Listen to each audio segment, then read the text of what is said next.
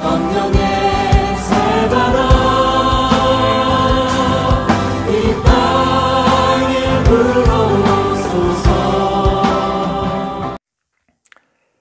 네, 산골의 아침, 오늘 말씀은 요한계시록 2장 12절부터 17절 말씀입니다. 버가모 교회의 사자에게 편지하라. 좌우에 날선검을 가지신 이가 이르시되 내가 어디에 사는지 내가 아노니 거기는 사탄의 권좌가 있는 데라. 내가 내 이름을 굳게 잡아서 내 충성된 증인 안디바가 너희 가운데 곧 사탄이 사는 곳에서 죽임을 당할 때에도 나를 믿는 믿음을 저버리지 아니하였도다. 그러나 네게 두어 가지 책망할 것이 있나니 거기 내게 발람의 교훈을 지키는 자들이 있도다. 발람이 발락을 가르쳐 이스라엘 자손 앞에 걸림돌을 놓아 우상의 제물을 먹게 하였고 또 행음하게 하였느니라. 이와 같이 내게도 니골라당의 교훈을 지키는 자들이 있도다. 그러므로 회개하라. 그리하지 아니하면 내가 네게 속히 가서 내 입의 검으로 그들과 싸우리라. 귀 있는 자는 성령이 교회들에게 하시는 말씀을 들을지어다. 이기는 그에게는 내가 감추었던 만나를 주고 또 흰 돌을 줄 터인데 그 돌 위에 새 이름을 기록한 것이 있나니 받는 자밖에는 그 이름을 알 사람이 없느니라. 아멘. 오늘 말씀은 버가모 교회에 주신 편지의 말씀입니다. 순교적 신앙, 죽음을 두려워하지 않는 강력한 믿음을 가지신 분도 미혹에 빠질 수 있을까요? 이런 부분에 대해서 버가모 교회의 모습은 우리에게 시사해 주는 바가 크다, 이렇게 볼 수가 있습니다. 그리고 버가모 교회는, 이 버가모라는 도시에는 사탄의 권좌가 있다, 이렇게 말해주고 있습니다. 그 말은 이 버가모 교회에 행해진 이러한 미혹과 강력한 핍박, 박해, 이런 모습을 보면서 사탄이 가장 주로 쓰는 핵심적인 전략, 작전이 무엇인가, 교회를 공격하는 그런 방식이 뭔가 하는 그런 계략의 핵심을 보여준다, 이렇게 볼 수가 있겠습니다. 왜냐하면 사탄의 권좌가 있으니까 거기는 사탄이 직접적으로 역사해서 이룬 뭔가가 있다, 이렇게 볼 수 있겠죠.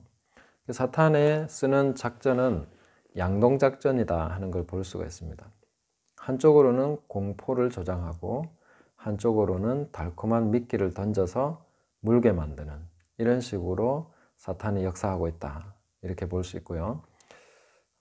그것을 대적하고 그것을 물리치시는 주님의 역사도 역시 양날검, 좌우의 날선검으로 주님께서 이것을 이기게 하신다 하는 것을 볼 수가 있습니다. 그러면 차차 한번 살펴보겠습니다. 사탄은 어떤 식으로 공포를 조장했는가? 안디바라는 사람을 죽였습니다. 다량으로 죽인 것이 아니라 한 사람을 시범 케이스로 죽인 것이죠.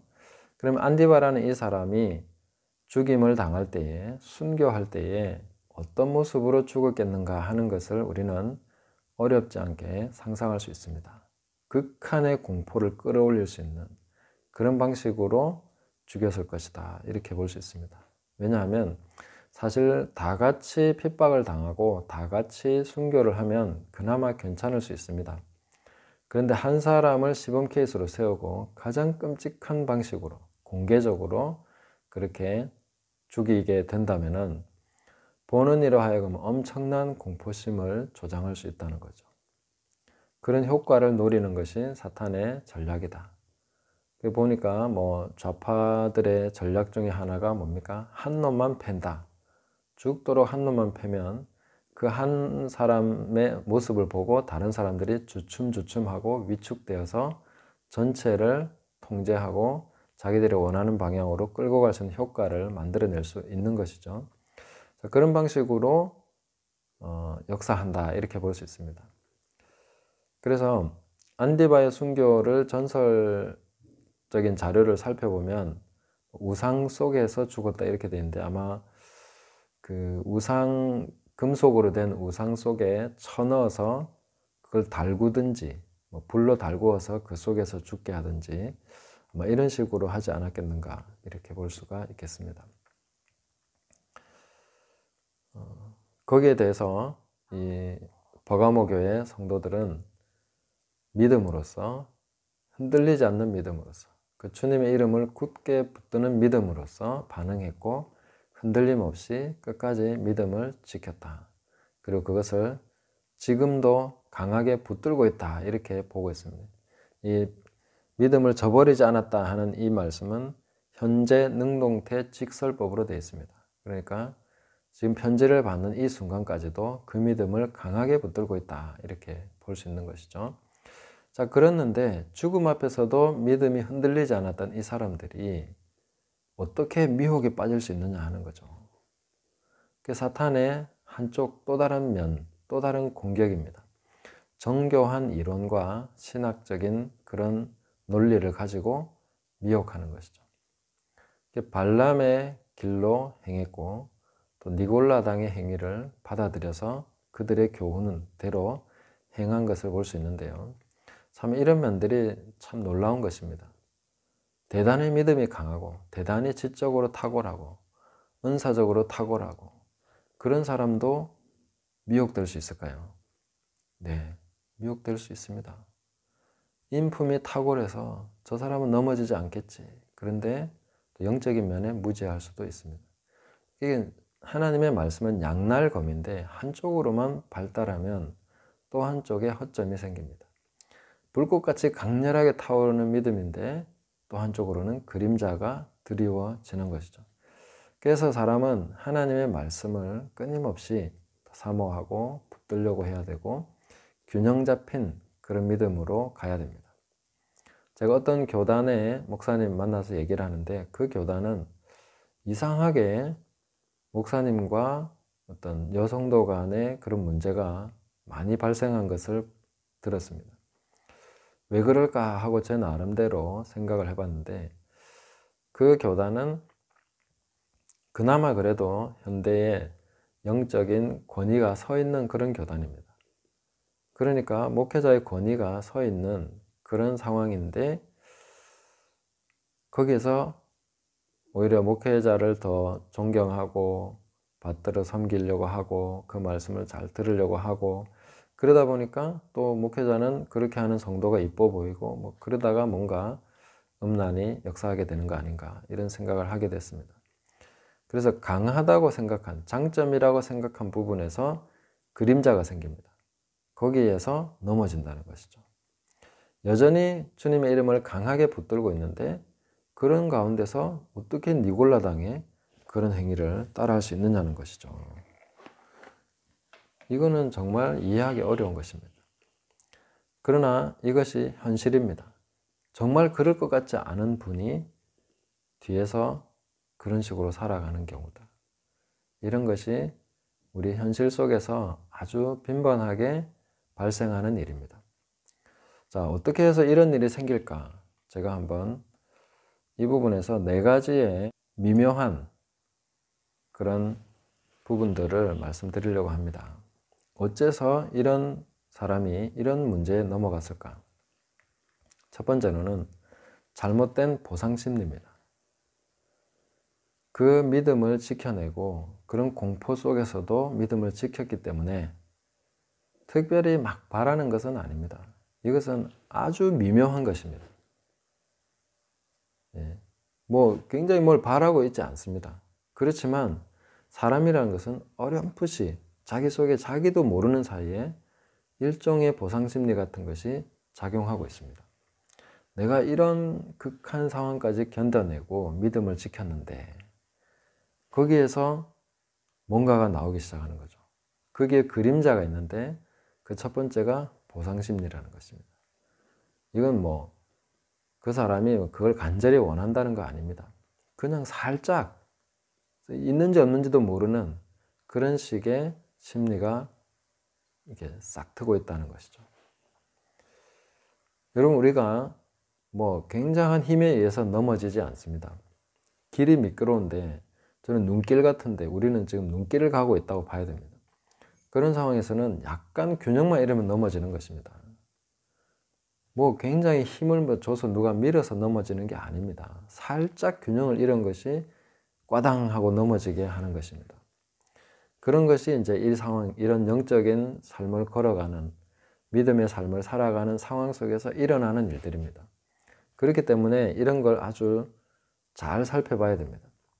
이런 것을 성령께서는 보게 하실 것이고 그런 보상 심리를 철저하게 하나님께 맡겨드리고 하나님께로부터 상을 받으려고 해야 되는 것이지 사람들의 인정이나 뭔가 다른 식으로의 보상을 살짝 바라기 시작하면 그때부터 거기에 미혹이 역사하는 것입니다. 두 번째로 보는 것은 극심한 상황에서 그래도 약간 멘탈이 균형이 금이 갈 수가 있습니다. 그러니까 너무 그 극심한 공포와 그런 상황 속에서 믿음을 지켰지만 그래도 인간의 멘탈에서 약간의 어떤 금이 가고 손상이 돼서 균형을 살짝 잃은 상태가 되어 있다는 것입니다. 그래서 그런 식으로 잘못된 방향으로 갈 수 있는 그런 약간 기울어진 그런 모습을 가질 수밖에 없다는 그 한계를 스스로도 인정을 해야 됩니다. 어떤 지식적으로 강한 점이 있으면 그 균형을 잡기가 어렵다는 것입니다. 영적으로 은사나 능력 부분에서 강하면 그것도 균형 잡기 어렵다는 것입니다. 본인은 균형을 잡았다고 생각하는데 결코 그렇지 않은 경우가 거의 다반사입니다. 그래서 이런 모든 상황 속에서 내가 정말 균형을 잡는다는 것은 철저한 겸손입니다. 정말 자기를 낮추고 자기는 정말 그 흙일 뿐이고 사람일 뿐이고 주님의 종으로서 그런 동일한 성도로서 자기 위치를 정확하게 지키지 않으면은 그냥 균형을 잃어버리는 것이죠. 그 다음 세 번째로 볼 수 있는 것은 환난을 이긴 자의 권리의식입니다. 보상심리와 조금 비슷한 부분이긴 하지만 조금 차이가 있죠. 뭐냐면 내가 이런 걸 했기 때문에 어느 정도의 어떤 권리가 있다고 생각하는 그냥 당연한 것으로 받아들여 버리는 그런 경우들이 있습니다. 그래서 사람들이 존경해주고 그 믿음에서 칭찬을 해주고 그럴 때 당연히 그걸 받을 어떤 자격이 있다는 느낌을 갖는 거죠. 아마 말로는 그걸 받아들이지 않을 것입니다. 그리고 생각으로도 그걸 받아들이지 않을 것입니다. 그러나 심리 저변에 그런 권리의식을 자기도 모르게 갖게 되어 있는 경우들이 있습니다. 나는 오랫동안 신앙생활을 했기 때문에 이 교회에 처음부터 내가 봉사하면서 세워왔기 때문에 엄청난 헌신을 해왔기 때문에 굉장히 큰 공헌을 해왔기 때문에 그런 식으로 생각하면서 자기도 모르게 가지고 있는 권리의식이 있다는 거죠. 아마 깜짝 놀랄 정도로 그 부분을 가지고 있는 그런 경우들이 많습니다. 그런 데서 미혹이 틈타게 된다 하는 것입니다. 그러면 올바른 말과 성경적 가르침을 잘 못 받아들이게 된다는 것입니다. 그런 권리의식 때문에 자기가 지금까지 해온 뭔가 그런 것 때문에 못 받아들이게 되는 거죠. 네 번째로 보시면 승리한 그 경험에 기반한 어떤 신앙생활의 형식을 갖게 됩니다. 이것도 제가 네 가지 말씀드리는 것은 사람으로서는 거의 그 의식하지 않는 가운데 일어나는 일이기 때문에 이거 가지고 비난할 거나 그런 거 아닙니다. 의도적으로 하는 게 아닙니다.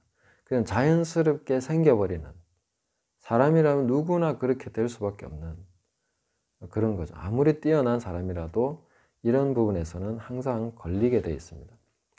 그래서 이렇게 내가 견뎌냈고 그랬기 때문에 거기에 기반한 어떤 신앙의 모습을 갖게 된다는 거죠.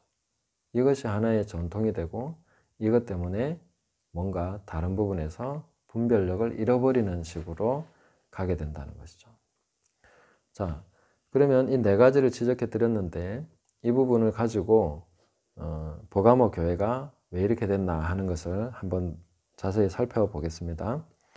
자, 14절에 보시면 그러나 내게 두어 가지 책망할 것이 있나니 여기 두어 가지는 딱 두 개라는 얘기가 아니라 한 두세 가지 정도 두 가지 넘는 어떤 그런 부분에 섞여 있는 그것조차 구분하기 어려울 정도로 엉켜 있는 그런 상태를 말하는 것입니다. 그래서 이분들이 어떻게 됐냐면 거기 내게 발람의 교훈을 지키는 자들이 있도다. 자, 죽음을 두려워하지 않는 믿음을 가진 사람이 발람은 어떤 사람입니까? 불의의 삭스를 사랑해서 그 발락이 보낸 그 사람들을 따라갔던 그런 선지자 아닙니까? 불의의 싹스를 사랑한다. 얼마나 혐오스러운 일입니까? 죽음을 이긴 믿음을 가진 사람들, 그 믿음을 지금도 현재 그 주님의 이름을 붙들고 있는 사람들이 택도 아닌 그런 보상을 바라고 뭔가를 한다는 것을 가히 상상이나 할 수 있겠습니까? 그런데 그 발람의 교훈을 지키는 자들이 있다, 이렇게 얘기하고 있습니다. 그 중에 몇 사람은 그런 마음이 슬쩍 들어와 있는 것이죠. 도무지 상상할 수 없는 그런 일입니다. 죽음으로써 믿음을 증명할 수 있는 사람들이 그 별거 아닌 이 세상의 그런 보상 때문에, 그런 것 때문에 마음이 쏠릴 수 있겠냐는 것이죠. 그런데 그런 일이 일어난다는 것입니다. 왜냐하면 아까 말씀드린 그런 것이 심리 저변에 작용하고 있기 때문입니다. 자, 그런 상황에서 이 우상의 제물을 먹게 하고 또 행음하게 했다. 여기까지 가버리는 거죠. 아니, 목숨 바쳐, 이 말이 되냐는 거죠. 말이 안 되는 거죠. 그런데 그런 일이 일어나는 걸 어쩌겠습니까? 순교의 신앙을 가졌지만 다른 곳에서 넘어집니다. 정말 몇 푼 안 되는 돈 때문에 넘어지고, 그런 여성 문제로 넘어지고, 이런 식이 돼버리는 것이죠. 참 사람이란 그래서 연약하고 또 속기 쉬운 존재다. 미혹받기 쉽다 하는 것을 항상 우리는 겸손한 마음으로 그렇게 자신을 낮춰야 되겠습니다. 15절에 보시면 이와 같이 내게도 니골라당의 교훈을 지키는 자들이 있도다. 결국 그런 불의의 싹스를 사랑하는 것 때문에 다른 사람들까지도 미혹에 빠지게 하고, 그런 식으로 니골라당의 교훈까지도 받아들여서 지키게 만드는, 니골라당의 교훈이 무엇입니까? 육체는 하찮은 거야. 영적인 것이 중요한 거지. 그 육체는 원래 죄악이고 우리는 구원받았기 때문에 영적으로만 살면 되고 육체는 아무렇게나 해도 괜찮다 하는 그런 쪽입니다. 구원과 아무 상관없다는 것이죠. 그런 식으로 나가는 것이 니골라당의 교훈입니다. 지금도 우리 한국 교회 보면 이 니골라당의 교훈이 굉장히 편만해 있습니다. 믿음으로 구원받느냐, 행위로 구원받느냐, 그런 이야기죠. 믿음입니까, 행위입니까? 질문 자체가 성립되지 않는 것입니다. 믿음과 행위는 한 번도 분리되지 않습니다. 분리된다는 생각 자체가 틀린 생각입니다. 그건 분리가 안 됩니다. 분리되면 죽은 겁니다. 그 자체가 성립이 안 된다는 거죠. 영혼 없는 몸이 죽은 것 같이 행함 없는 믿음은 죽은 거다. 그 말은 믿음 자체가 성립이 안 된다는 얘기죠. 사람의 몸에서 영혼이 떠나버리면 사람입니까? 아니죠. 시체라고 그러죠. 더 이상 사람 취급하지 않습니다. 그러니까 아니라는 거죠. 그러니까 그 질문 자체가 있다는 것이 한국 교회가 그만큼 균형을 못 잡고 있고 이미 니골라당의 교훈을 받아들였다 하는 것입니다. 왜 그런 질문을 합니까? 믿음이냐 행위냐? 무엇으로 구원받느냐? 행위 구원론자니? 그런 얘기를 왜 합니까? 그런 얘기 하는 자체가 니골라당의 행위를 본받은 것입니다. 그런 얘기가 나오면 안 되는 겁니다. 당연히 믿음이 있으면 행위가 있는 것이고 행위가 있어야 믿음이 있는 것이죠. 어떻게 그게 분리가 되냐는 것입니다. 분리가 안 됩니다. 그런데 그걸 분리시킨 거죠. 그러니까 믿음으로 목숨까지 바칠 수 있는 사람들이 어처구니 없게도 음란과 이런 우상숭배 이런 거에 빠지게 되는 거죠. 이런 식이 된다는 것입니다. 너무 어이가 없지 않습니까? 그런데 그런 어이없는 일들이 일어나는 현장이 바로 이런 현장입니다. 사탄의 미혹은 이렇게 양동작전인 거죠. 극심한 공포와 핍박, 순교에 이르게까지 하는 그런 것을 보여주고 거기서 발생하는 그 강력한 믿음을 그때는 붙들겠죠. 거기서 발생하는 어둠을 이용해서 사람들을 미혹하는 것이죠. 이런 식으로 가게 된다 하는 것입니다. 그래서 주님은 이것을 어떻게 처리하겠다고 하십니까? 내 입의 검으로 그들과 싸우겠다. 주님의 입의 검은 좌우의 날선 검. 이 좌우의 날선 검은 세 개의 정관사가 붙어 있습니다. 검, 좌우에 날이 쓴 예리한, 이게 다 전부 다 정관사입니다. 굉장히 강조를 한 것이죠. 좌우에 날이 날카롭게 선 검으로서 주님께서 하시겠다는 것입니다. 하나님의 말씀으로 하시겠다는 거죠. 여기서 기록된 말씀으로 하신다는 것입니다. 기록된 말씀을 사용하셔서 이것을 좌로, 우로 다, 좌우로 다 전부 다 처리하시겠다는 거죠. 양동작전을 무너뜨리겠다는 것입니다. 자, 어떻게 주님께서 그 일을 하시겠습니까? 하나님의 말씀은 혼과 영을 찔러 쪼갠다고 했습니다. 혼과 영을 찔러 쪼개는 것은 분리시키기 위함이 아닙니다. 사람들은 자꾸 이렇게 분리시키려고 하는데, 그 하나님의 말씀은 혼과 영을 찔러 쪼개지만 그걸 분리시키는 것이 아니라 균형 잡힌 통합을 이루게 하시기 위해서 이쪽과 저쪽을 다 자르시는 것입니다. 그래서 혼과 영이 균형 잡히게, 영과 혼과 몸이 다 균형 잡히게 주님께서는 역사하시는 것이죠. 그래서 온전한 그 분별, 제대로 된 분별은 항상 균형입니다. 한쪽으로 치우친 분별은 늘 잘못된, 또 굉장히 수준이 낮은 분별이다, 이렇게 볼 수 있습니다. 요즘 유튜브에 많은 그런 그 분별하는 듯한 이야기들을 하면서 한쪽으로 사람들을 몰아가는 사람들이 있습니다. 그리고 그렇게 한쪽으로 정확하게 하지 않으면 굉장한 공격을 받는 경우들도 생깁니다. 균형을 잡는 것이 공격받는 그런 시대가 되어 있습니다. 그만큼 굉장히 어린 사람들이 말씀을 가르치는 그런 상황이 되어 있다는 것이죠. 균형입니다. 영과 혼, 육, 균형을 잡아야 됩니다. 그렇지 않으면 어느 쪽으로 미끄러지든 미끄러집니다. 아니, 양쪽으로 다 미끄러졌죠. 그렇지 않습니까? 자기는 한쪽을 굉장히 강하게 붙들고 있다고 생각했는데 거기서조차 제대로 하고 있는 게 아닙니다.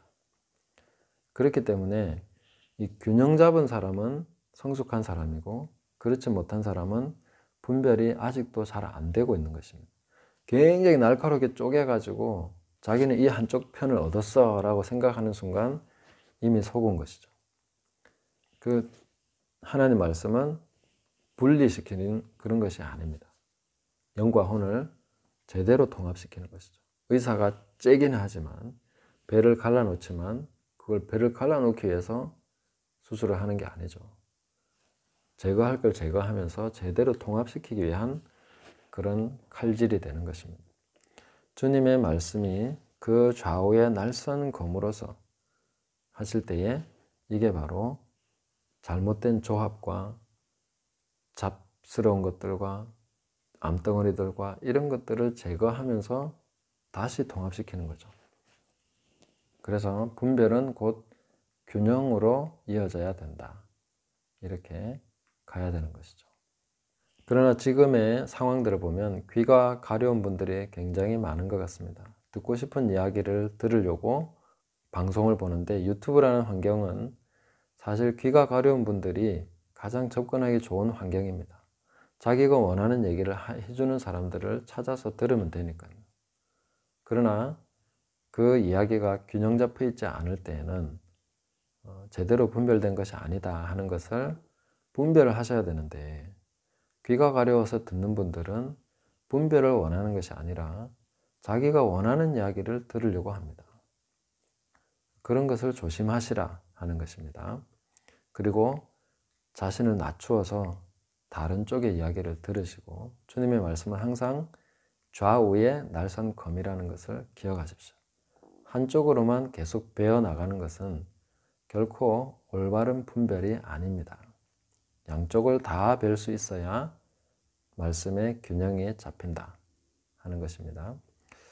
그리고 주님께서는 내가 속히 가서 그들과 싸우리라 하셨는데, 속히 가셨다 하는 것은 이미 이루어진 말씀이라고 했죠. 왜냐하면 지금 버가모 교회가 없기 때문에 이 당시에 주님께서 이렇게 하시지 않았으면 안 된다는 그 말씀의 신실성이 무너지는 것이죠.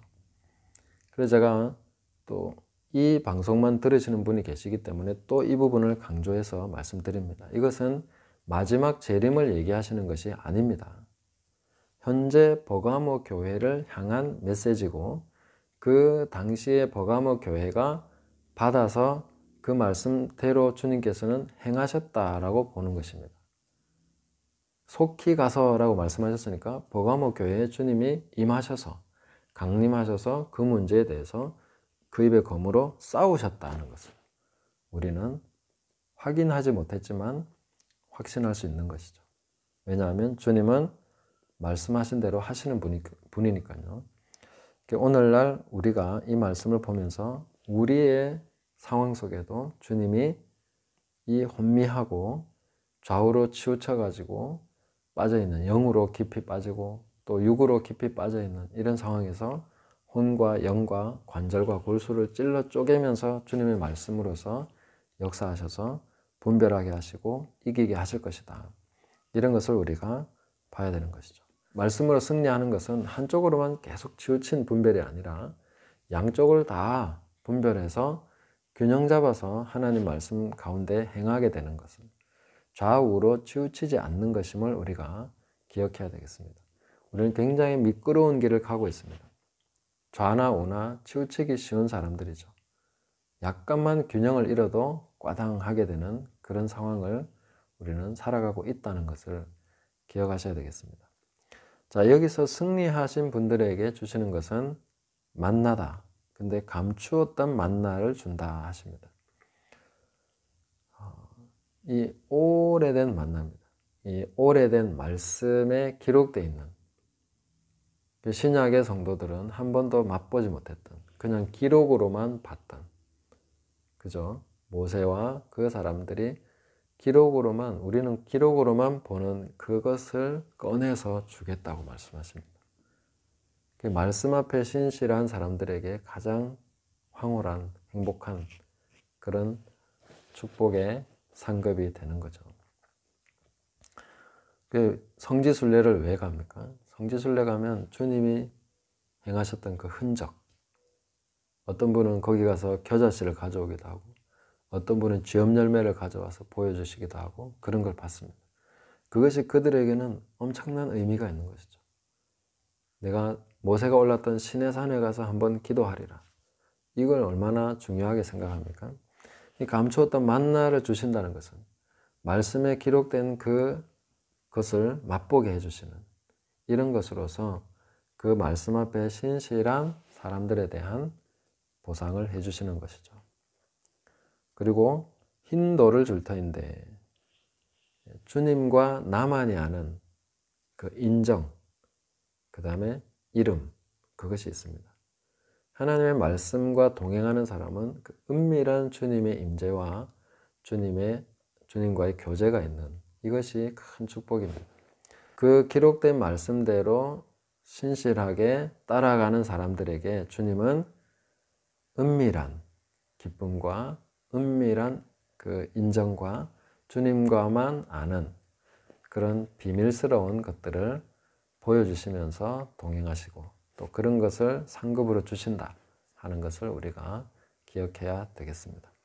그래서 우리 자신의 진짜 이름, 육신의 아버지가 주신 이름 말고 하늘의 아버지가 주시는 이름이 진짜 이름이죠.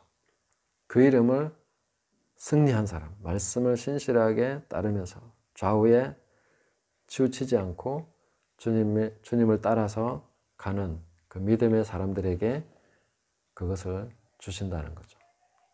다른 누구도 알 수 없는 그런 비밀스러운 그런 내용들을 주님과 공유하게 되는, 그것이 우리가 이 믿음의 길에서 만날 수 있는 큰 기쁨이다, 큰 상급이다 하는 것을 기억하시면서 오늘도 신실하게 균형 잡고 주님과 동행하시기를 바랍니다. 그리고 이 사탄에 대해서는 내일 따로 한 번 더 다루도록 하겠습니다. 감사합니다.